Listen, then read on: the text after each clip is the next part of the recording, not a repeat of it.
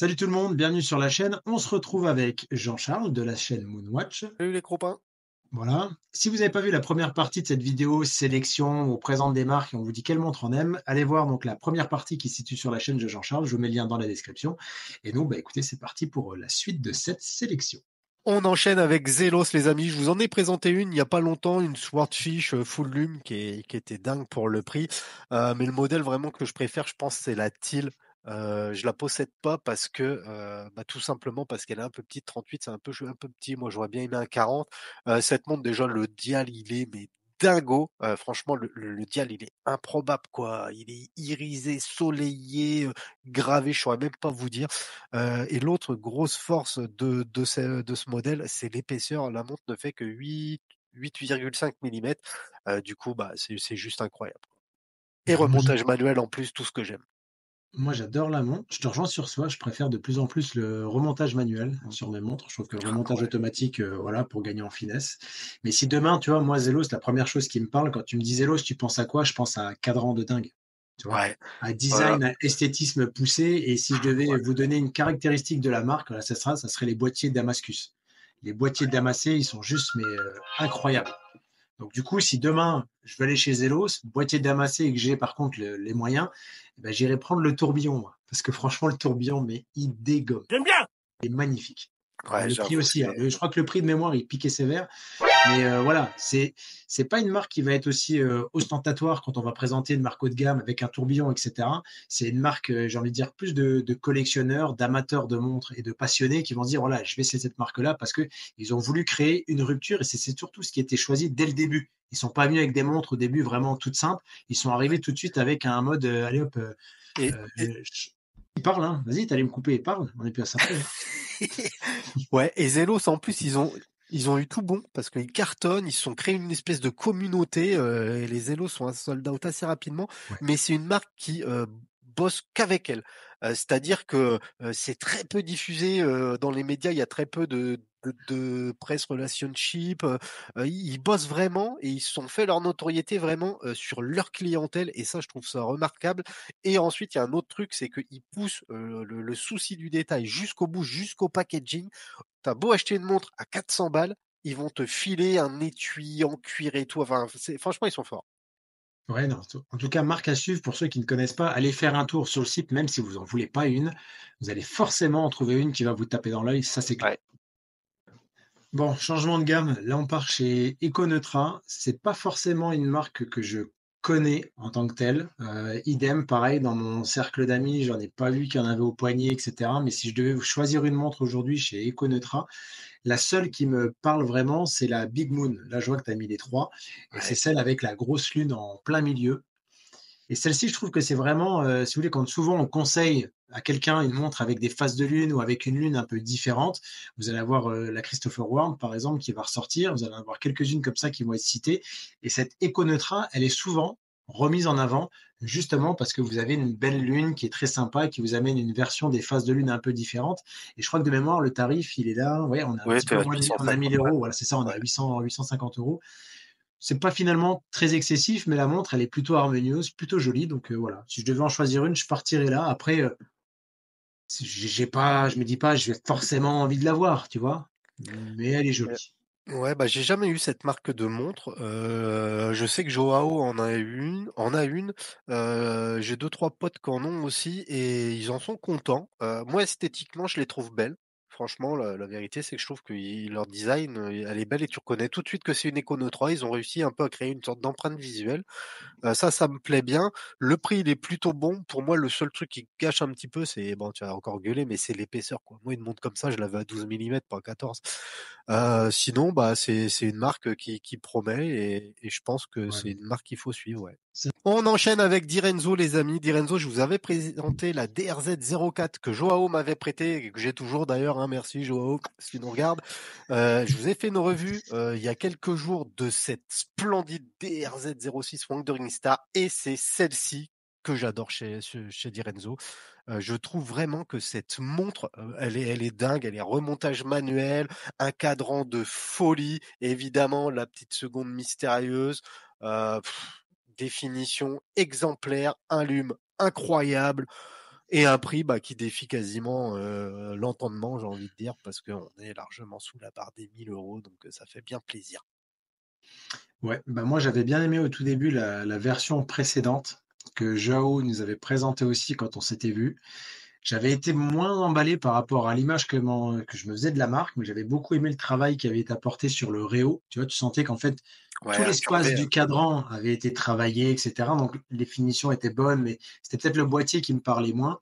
Autant par contre, celle que tu as choisie, effectivement, la Wandering Hour, là, et celle-ci, elle est vraiment très jolie. elle est incroyable. Et En main, elle est folle. j'aime bien aussi le lien finalement entre ce petit point rouge et la couronne que tu avais montré. Donc il y a un lien de couleur qui est fait. Je pense qu'effectivement, ça doit être une belle montre. Cadran sandwich, si je me trompe pas, c'est ça? Tout à fait, Donc je crois avec qu'il y a quand même, il y a quand même pas mal d'éléments sur une montre à 750 CHF, quoi, c'est pas excessif. ouais, cette montre, en fait, elle est gorgée de détails, c'est impressionnant, tu vois? Typiquement, on sent vraiment que le gars, il est designer, qu'il accorde beaucoup de choses aux éléments. Il y a pas énormément d'éléments, tu vois? On est vraiment dans le minimalisme, mais chacun des éléments a son importance, tu vois? Là, par exemple, ne serait-ce que les index, les bords incurvés, enfin bon, c'est vraiment une très, très belle pièce. Bon, ce coup-ci, on part à nouveau chez les Français, chez Charlie Paris. Forcément, c'est sur moi que ça tombe alors que, bah, je suis désolé de le dire, mais moi, je suis pas client de la marque. Mais pas client pour les produits, c'est juste que ne serait-ce que le logo et le nom, je suis pas le seul, j'y arrive pas. Tu vois? Rien que là, ça m'arrête, c'est-à-dire que je vois ça, j'ai plus envie. Malheureusement, ils ont sorti des montres qui étaient apparemment pas mal, c'est-à-dire effectivement, la phase de lune là que tu montres. Il y avait aussi la Concordia qui était pas mal. Alors il y en avait une par contre qui était jolie, des Concordia avec une lunette, verte et jaune, je crois de mémoire. Je sais plus si c'était pas une GMT ou je sais plus ce qu'ils avaient fait. Je la trouvais honnêtement la Concordia plutôt jolie, mais moi c'est ce logo que j'y arrive pas. Je suis désolé les gens de chez Charlie Paris, vous avez peut-être travaillé dessus, il y a peut-être une recherche, mais moi ça je peux pas. Voilà, je suis désolé. Donc à choisir, je dirais une Concordia, n'importe laquelle. La full black là que tu as montrée, elle était jolie, voilà celle-ci. Allez, à la limite, je pars sur celle-là, mais voilà, j'ai pas d'argument. Ouais, alors bon Charlie Paris, moi j'en ai eu 2 je crois. J'ai eu une Dune, donc c'est le modèle d'entrée de gamme chez eux, bah voilà, c'est exactement celle-ci que j'ai eue. Elle était intéressante parce qu'elle était pas très chère, parce qu'elle permettait de découvrir la marque, un très beau cadran et surtout un calibre à quartz sweep seconde. Donc je trouvais que pour 300 balles, elle était un peu moins chère à l'époque, mais pour 300 balles, c'était, intéressant. Moi, je trouve qu'ils font des trucs sympas. J'aime beaucoup leur gamme Tundra, mais je sais plus où ils sont. Voilà, par exemple celle-ci. J'aime beaucoup le cadran, je le trouve dingue avec un petit grainage. Maintenant, c'est vrai que le nom, moi le logo j'aime bien, mais alors le nom Charlie Paris, bon, on n'est pas au niveau de Jean Marcel, mais on n'est pas loin quand même, hein. Écoute, je sais toujours pas si c'est une cigogne ou un héron. Je Ah, connais. je saurais pas te dire. Par contre, j'espère que c'est pas un héron parce que je vais bientôt vous présenter une héron, les amis, et c'est une très belle montre, hein. Donc restez abonnés. Sinon, Charlie Paris, ouais, en effet, c'est une marque, on va dire, qui était d'entrée de gamme, qui a cherché à se premiumiser. Moi, par exemple, cette montre-là, la Alliance, elle me dégage très peu d'émotion parce que John Hudson Kendall, pour moi, c'est rédhibitoire. Après, je sais pas, j'ai du mal avec ce modèle. Je préfère largement la Concordia. Mais voilà, comme toi, j'ai pas plus d'affinité que ça pour le moment avec la marque. On enchaîne chez Christopher Ward. Alors chez Christopher Ward, c'est une marque qui est intéressante, je trouve, parce qu'ils proposent des innovations à leur niveau, tout en restant dans des tarifs cohérents, hein. Par exemple, la Belcanto, qui était primée au GPAG. D'ailleurs, je sais plus s'ils ont remporté un, bon, enfin, ils étaient primés au moins. Ça a fait un gros Si, succès. Moi, ils je ont suis eu un pas prix. Ouais, moi je suis pas Mmh. spécialement fan. Les deux modèles que j'aime bien, évidemment, il y a la Moonphase, hein, comme tu disais, quand on parle de montre de lune abordable, accessible, souvent c'est Ward qui revient. Même si là on est beaucoup plus cher que Econeutra. Mais celle que je préfère, c'est la 12, tout simplement parce qu'elle est fine, parce que c'est un bracelet intégré, le cadran a l'air ultra sympa. Par contre, moi c'est leur logo là, j'ai du mal. Ce logo là, je trouve qu'il est trop grossier, il salope le dial. J'avais même pas vu le logo, tu vois, sur ce dial-là. Je le voyais pas.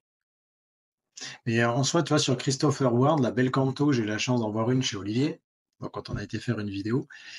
Tu sens quand même qu'il y a du boulot derrière. C'était une basse Célita, ils ont travaillé, ils t'ont fait une heure sonnante, là, c'est bien.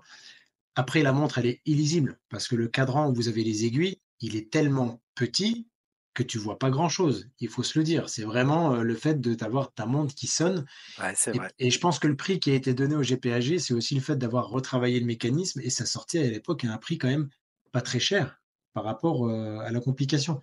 Donc, moi, je leur attribue encore une fois, toi, une volonté de vouloir se démarquer par rapport à une certaine innovation. Tu vois, ils ont quand même des montres maintenant qui deviennent connues. Hein. On parle de phase de lune, tu parles Ah ouais, Christopher Ward, la Belle clairement. Canto, les gens, ils la connaissent. La 12, maintenant, elle commence aussi à être connue parce que bah, les gens aiment pour le design, etc. Elle a un petit côté PRX, hein, quand même, la 12, moi, je trouve. Tu vois, dans le bracelet, etc., il y a un petit, on va dire, une montre du moment. Mmh. Donc, ils font, là, on dirait une explo tout à gauche, ils font quand même des, tu vois, des montres qui parlent à beaucoup, beaucoup de monde. Donc, je trouve que c'est une bonne marque. Et moi, par contre, en choisir une, ouais, je resterai quand même sur la partie Bel Canto. Parce que je me dis, voilà, petite partie complications différentes, etc. C'est cool quand même, tu sais. Dans ta collection, c'est une montre que tu n'as pas forcément à ce prix-là. Ouais, c'est sûr. Après, bon, bah, le problème de la Belcanto, c'est finalement, c'est le tarif, même si ça reste accessible pour ce type de complications. Bah, pour toi, ce serait Bah, l'épaisseur, toi. ouais, aussi. Mais alors que la 12, tu vois, on doit être autour des 10. Bon, voilà. Mais oui, après, c'est une marque intéressante à suivre également. Bon, allez, ce coup-ci, on part à l'extrême est. On part en Chine. On va chez les Chinois de Sudgest. Bon, forcément, vous êtes sur des mondes qui sont inspirés. Hein, on va pas se mentir. Voire des fois très inspirés. Mais c'est des montres qui sont quand même reconnus dans le sens où, en termes de tarifs, vous avez des fois des éléments qui sont très sympas. Moi, j'ai un petit tourbillon à 600 balles. On a fait une vidéo d'ailleurs avec Olivier Maurice, c'est pas fait, allez voir. On fait la différence entre un tourbillon suisse et un tourbillon chinois. Et en fait, bah, pour 600 euros, ça fait le job. Voilà, pour celui qui veut la complication, bah, vous avez des montres, des fois, alors il faut aimer le boîtier, etc. Attention, il y a quand même des économies de coûts qui sont faits derrière, hein, on va pas se mentir. Mais c'est des petites montres sympas. Alors là, il y a beaucoup quand même de copies. Tu vois, à gauche, tu as une copie Top Time, la dernière Triomphe. En bas, tu as une Ce copie n'est aussi pas Top des Time. copies, ce sont des hommages. Ouais, ouais, ouais, ouais, effectivement. Donc, du coup, tu as des hommages, il y a pas mal de choses, mais Ça, voilà. ça c'est juste pour faire rager les trous du cul là, qui pètent plus haut que leur Non, bide. mais c'est des copies, c'est pas des montres hommages, c'est des copies inspirées ou c'est des montres fortement inspirées.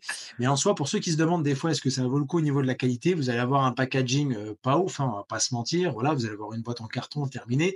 Et puis dedans, votre montre, elle aura pas des boîtiers ultra finis, elle aura pas forcément des finitions de dingue comme vous l'entendez. Mais celui qui veut un petit cadran aventurine, là, par exemple, à 200, combien? 218 balles. Elle Bah, est des trop fois, belle vous celle-là. ne Celle-ci, elle est trouvez pas, quoi. superbe. Bon, après, voilà, ça, je te donne un exemple. Pour régler l'heure, c'est la merde. Mais c'est un exemple, tu vois, c'est pas possible. Mais Bon, et laquelle tu voilà, préfères? bah, moi, j'aime bien, finalement, si je devais en choisir là sur les nouvelles, je préfère les nouveaux chronos qui ressemblent au Top Time, tu vois? Pourtant, j'ai un tourbillon de chez eux, mais je préfère leur chrono Top Time. Comme tu as tout à gauche, par exemple, la chrono héritage, voilà, tu es parti chez des hommages, Daytona, là. Ouais, de Detto. Mais tu vois? Tout Mais à ils ont ah gauche, si, ils ont voilà, sorti ils ont ceci. sorti aussi la nouvelle là, celle que tu avais qui était la première, donc il y a celle-ci, par exemple et la première sur leur site, ils sont partis maintenant sur un hommage, quand même, Grand Seiko, hein, Grand Seiko héritage. Si tu prends la toute première sur leur site Ouais, ouais, c'est vrai, ouais, tout à fait. et les revues qui en sont faites sont, ben, vous économisez en gros 6 000 € quoi. Donc Ouais, apparemment, enfin, elle est passée dans le mi on va peut-être pas tu pas déconner sur du non Grand plus. Seiko, c'est pas tu peux pas tester. Mais tu vois, je veux dire, les mecs, ils poussent la revue un peu loin, mais en soi, c'est sympa. Moi, j'en possède beaucoup des montres hommages de plusieurs marques. Bon, j'ai pas forcément ces marques-là. C'est vrai que pour le prix, franchement, ils sont forts, nos potes chinois. Ils sont balèzes, les mecs. Et pour le prix, t'es pas volé et t'as même moins de chances de te sentir baisé que si t'achètes une Seiko pour plein de raisons. Maintenant, maintenant, c'est vrai que c'est toujours difficile de juger parce que tu vois, en faisant des vidéos, si je dis que j'aime bien tel ou tel modèle hommage, tout de suite, je vais me prendre tous les ayatollahs en carton qui vont commencer à m'insulter. Moi, je Ça pense que ça peut être un moyen, un palier, un tremplin pour aller vers des montres plus haut de gamme, plus prestigieuses, plus onéreuses. Pourquoi? Bah déjà parce que ça vous permet d'avoir une montre qui va ressembler à votre poignet. Ça va vous permettre de juger est-ce que la forme de boîte, la taille, etc. Ça va aller. Est-ce que je vais pas me lasser des coloris, etc. Et en vrai, surtout ça. je pense que ça trompe personne quand tu achètes ce genre de montre. C'est-à-dire que quand tu achètes une montre comme ça, heu, tu vas pas te faire passer pour un millionnaire ou un milliardaire ou je sais pas trop quoi. En fait, c'est juste que tu as voulu te faire plaisir et d'ailleurs, on en a plusieurs, hein, des potes qui se font grave plaisir avec ce genre de montre, alors qu'ils ont d'autres belles pièces dans leur collection, quoi. De toute façon, tu te feintes déjà pas toi-même. Moi, perso, aujourd'hui, le tourbillon, je sais que, on va dire, j'ai perdu 600 balles parce qu'il fera pas toute une vie. Donc, tu sais aussi que c'est des montres qui ont une certaine durée de vie, etc. Donc, Ouais, voilà, mais là, tu c'était vois, moi intéressant d'en parler parce que c'est quand même ouais, des montres vachement inspirées. Et souvent, les gens se disent, tiens, ouais, mais quand c'est des montres inspirées, ils en parlent pas. Bah, si. Après, tu vois, je pense que t'as peut-être pas eu de bol non plus, parce que moi j'ai une lésion tourbillon, et franchement, ça fait 2-3 ans que je l'ai, et c'est une bombe, et elle tourne comme au premier jour, quoi. J'ai pas de flottement dans la couronne, ça remonte bien. Après, je dis pas, dès que tu commences à louper dessus, bon bah oui, tu vois que c'est une fabrication chinoise et que c'est une montre que t'as payé 500 balles, quoi. Mais Bah, moi, bon, elle marchait vachement bien avant que je te l'envoie. Donc, je te ouais, dis. bah je me doute bien. Après, tu vois, j'ai hésité à couper les bûches avec, et j'aurais peut-être pas dû. Bon, voilà, on arrive à la fin de cette sélection. Jean-Charles, merci pour ton temps. Merci d'avoir géré l'enregistrement et tout ce qui va avec, comme à chaque fois. Comme d'hab, comme d'hab. Voilà. Alors, si tu peux essayer d'être qualitatif à chaque fois que tu fais le boulot, ce serait bien quand même. Je fais du mieux que je peux, achète-toi un ordinateur, non, Didous. Mais en tout cas, venez nous dire dans les commentaires ce que vous en pensez. Redonnez-nous des noms de marques, comme ça avait été fait l'autre fois. On vous refera un classement vraiment top tier, etc. On va en refaire un parce que ça avait été apprécié et puis nous, on s'était bien marré. Donc, on vous refera ça prochainement. Et puis, bah, si c'est pas fait, bien sûr, n'hésitez pas à vous abonner et on se dit à très bientôt pour une prochaine vidéo. Salut tout le monde!